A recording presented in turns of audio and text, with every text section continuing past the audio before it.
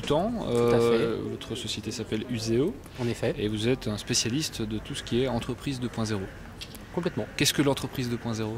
L'entreprise 2.0, c'est une entreprise globale qui va travailler de façon différente en interne avec ses collaborateurs, travailler de manière collaborative, échanger, casser les silos, mais aussi qui va être présente à l'externe de deux façons, travailler différemment, toujours de manière collaborative avec ses partenaires, avec ses clients. Donc finalement, plus dans un objectif B2B, où là encore, on partage, on échange, on coproduit, et c'est aussi une présence sur les médias sociaux pour faire parler de soi, pour prendre de l'information, et là encore on est dans un flux conversationnel qui va enrichir et l'entreprise et les gens avec qui elle va travailler.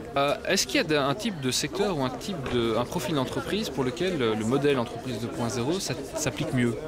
Non, je crois pas. En fait, l'idée de travailler ensemble, de coproduire de la valeur, c'est vrai finalement pour n'importe quelle entreprise. L'idée, c'est bien de partir du besoin de l'entreprise par rapport à sa stratégie et du besoin des employés sur comment ils vont pouvoir s'organiser pour obtenir le plus de gains possible dans le fait de travailler ensemble. Donc ça, c'est vrai pour n'importe quelle entreprise, quel que soit le secteur. Et là, par exemple, on est donc aux assises de l'intelligence stratégique.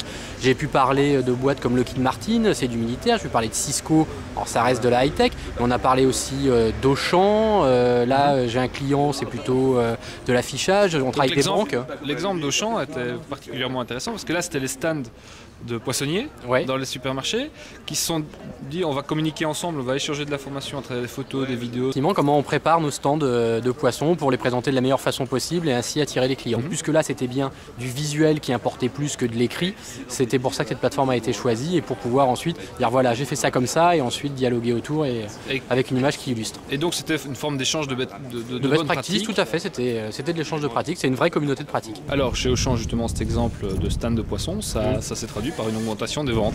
Ça a été un vrai retour pour eux. Mais ce qui m'intéressait dans cet exemple d'Auchan, c'était d'expliquer que voilà, c'est pas uniquement les gens qui bossent dans les bureaux, parce qu'on imagine des gens ordinateurs, et que ça peut toucher des gens qui ont un travail plus manuel. Et je vois Danone qui est en train de développer des communautés, ils ont cette question-là.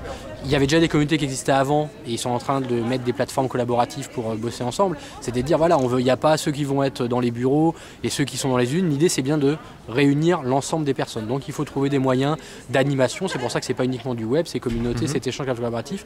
C'est aussi des rencontres physiques et c'est trouver le moyen de mixer le tout ensemble. C'est ça, c'est un ensemble, c'est une combinaison d'actions justement pour... Que de la distance, ça peut pas marcher. Il faut des moments où ça accélère les rencontres et ça renforce les liens, mais il faut un moment, il faut vraiment se rencontrer pour échanger. Et puis c'est quand même plus vivant. L'idée c'est dans les choses vivantes, c'est plus vivant de rencontrer les gens que d'être derrière un écran de toute manière. Pour terminer, comment surmonte-t-on les réticences internes dû au fait que forcément quand on met en place ce type de pratique, il y a des privilèges et il y a des lieux de pouvoir qui sont remis en question.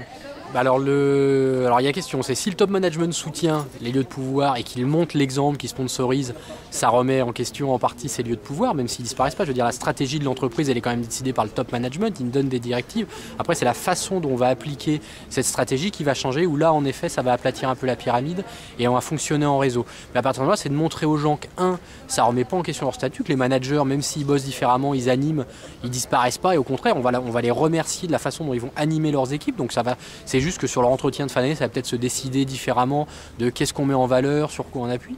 Et pour les gens qui vont bosser dessus, c'est leur montrer que finalement, il va y avoir des victoires rapides, des quick wins, où de travailler comme ça, c'est un vrai avantage pour eux, c'est mieux connaître leurs collaborateurs, donc ça renforce le lien social. On a pu s'apercevoir dans plein d'entreprises qu'il y avait un turnover qui était moindre. Et que surtout, pour eux aussi, ils allaient pouvoir bosser différemment, avoir de l'aide et donc être plus efficaces. Donc finalement, c'est gagnant-gagnant pour les deux parties. Mais c'est montrer aux gens, finalement, chacun à leur niveau, qu'est-ce qu'ils ont à gagner, qu'ils ont beaucoup plus à gagner que la peur de ce qu'ils ont à perdre. Mais comme dans n'importe quelle, finalement, stratégie de conduite du changement.